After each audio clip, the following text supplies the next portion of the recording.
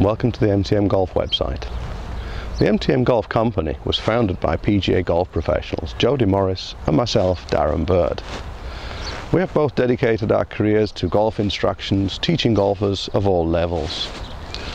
Shortly after we met, it became clear to us that the length of conventional golf equipment, and that includes custom-fitted golf equipment, was restricting the potential of literally millions of amateur golfers. Now, at first that may sound a little bit far-fetched, but we invite you to take a look at all of the information available, be critical about what we say, but please be equally as critical with the information that you receive elsewhere. And if you analyse all of the information available and you look at the facts in a clear and logical manner, then we are confident that you will arrive at the same conclusion as we did. To help us verify this statement, we would like to explain a little bit about the history of golf equipment and its relevance to today's situation regarding golf instruction, the golf swing, and maybe even how you are playing golf today. Prior to 1920, golf clubs were primarily handmade by golf club makers. Nearby golf courses were often workshops where people could go and have golf clubs made for them. The golf club maker would take a look at the golfer and make golf clubs for that particular individual. Around 1925, maybe as a result of the Industrial Revolution, came the introduction of the steel golf shaft into golf. This was the start of mass production of golf equipment and in essence the birth of the golfing industry. Today we have arrived at a point throughout the golf industry where there is something known as a standard golf club length. And you would probably assume that this standard would be proportionate to a person of average height. But unfortunately that's not the case. Now, if we take a 7-iron as a reference point, which is around the midpoint in a set of irons and also a reference point used by the majority of major manufacturers. The standard length of a 7-iron varies slightly from one manufacturer to the next, and it ranges from 36.75 to 37.5 inches. That's around 93 to 95 centimeters long.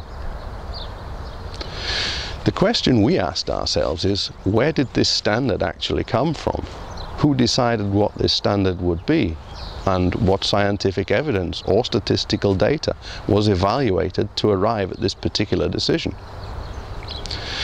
We have researched these questions rather thoroughly, and after looking to various golfing bodies and researching the internet, as of today we have found no answers to these questions. What we did find from auctions of antique golf equipment and from museums is that golf equipment prior to 1920 was actually longer than modern day equivalents. Now, this is rather illogical considering the fact that the increase in human height has been rather dramatic over the last 100 years. But we'll come back to that point in just a moment. During the 1970s, custom fitting was introduced to the golfing world, and today it is the accepted industry standard for fitting golf clubs to a particular golfer. The measurements which are taken from the golfer are the height and also a wrist to ground measurements.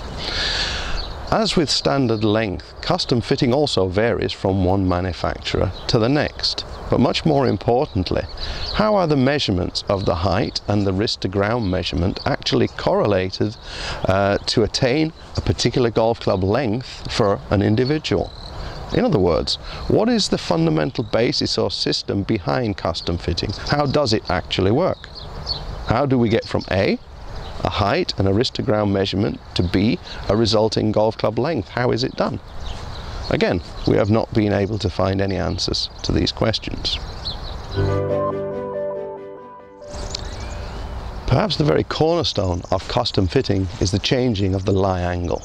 And for those who are not familiar with this term, the lie angle is the angle between the shaft and the ground here.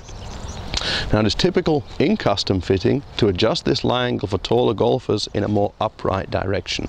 When this is done, the club does actually stand taller, and that would appear helpful for the taller golfer. But there is a problem. Throughout golf instruction, it is accepted worldwide that when we grip the club correctly, that this muscle here on the left hand will be above the club in this manner, and with good reason.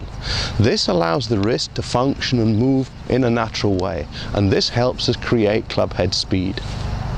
Now, if we begin to make the club more upright, we only have to move a few degrees and very soon the wrist will become blocked and not able to move freely. If we make the club more upright, then this muscle will actually slip to the side of the golf club, destroying the grip and any possibilities of a good wrist movement. This will destroy club head speed. This, incidentally, is probably the most common grip fault amongst amateur golfers.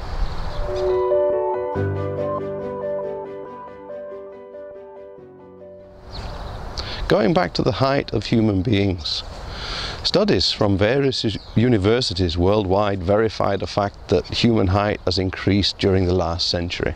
But we don't need studies to see this. We only need to go walk down the street, look at the difference between the young and old, between one generation and the next, and this change is quite evident to see. In the 1920s, the average height of a North European man was 171 centimeters. This is around 5'7" tall, and incidentally, this is about how tall Ben Hogan was. Today, the tallest nation in the world are the Croatians, and the average male there is 186 centimeters tall. That's about 6'1¼ inches.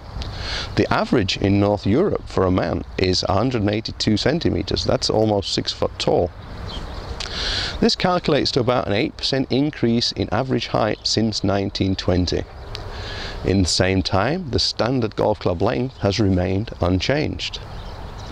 Now, if the standard golf club had increased proportionally to that of average height, then a standard 7-iron length today would be 3 inches longer. That's around 7.5 centimeters. Obviously, this change has not taken place.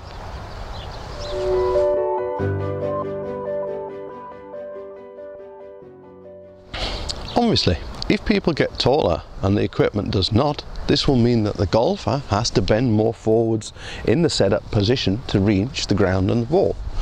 Throughout golf instruction, the importance of a good grip and setup position in order to play good golf are widely accepted. Yet due to ill-fitting equipment, this is for the majority of golfers simply not possible.